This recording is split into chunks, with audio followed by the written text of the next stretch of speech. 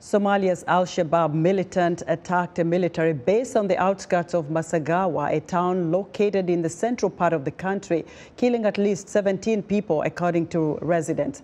The attack comes just days after Al-Shabaab attacked a base housing Ugandan forces from an African Union peacekeeping mission in Bulamarel, 130 kilometers southwest of the capital, Mogadishu. For analysis on the threat posed by Al-Shabaab terrorists in the East and Horn of Africa, I'm joined live via Skype from Baltimore, Maryland, by Ruth Namatovu, an analyst on Africa, peace, security, and conflict at Johns Hopkins University. Ruth, welcome to Africa 54.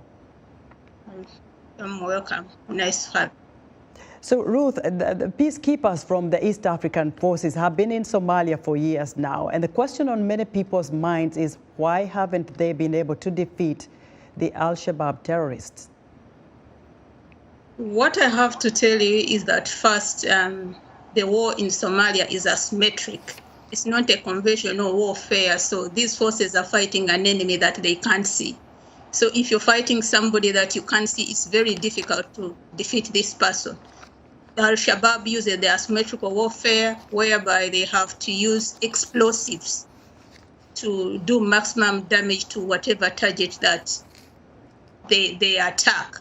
And after that, they melt into the population. And the population is not very much helpful in identifying this kind of people when they are asked, so that they can be gone after. And if they melt into the population, then you can't go to fight in an area that is full of civilians. So that makes the war very difficult to actually finish or defeat such agents.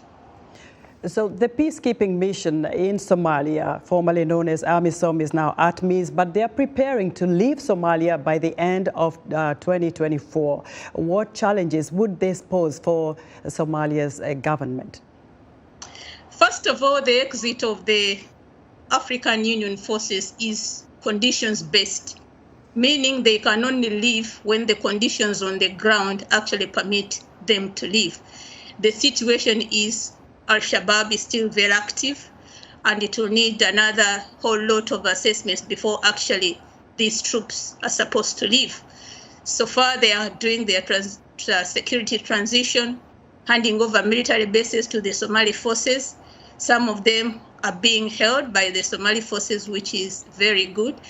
But an actual testing of the Somali forces and their capabilities in the field to be able to take over when the African Union troops leave is still something that is lacking.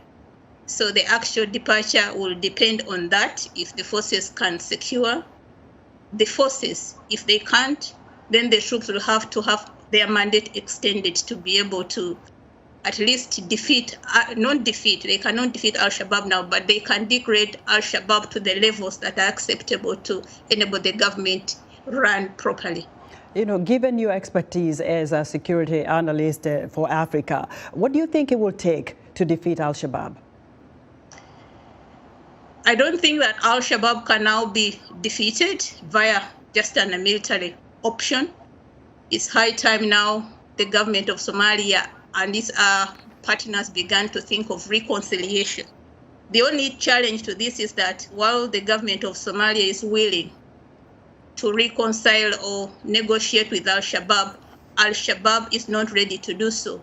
They see the Somali government as a Western-backed, and they see any Western actors as intruders on their Islamic faith or an intruder into their country. So for now, they are not willing to negotiate.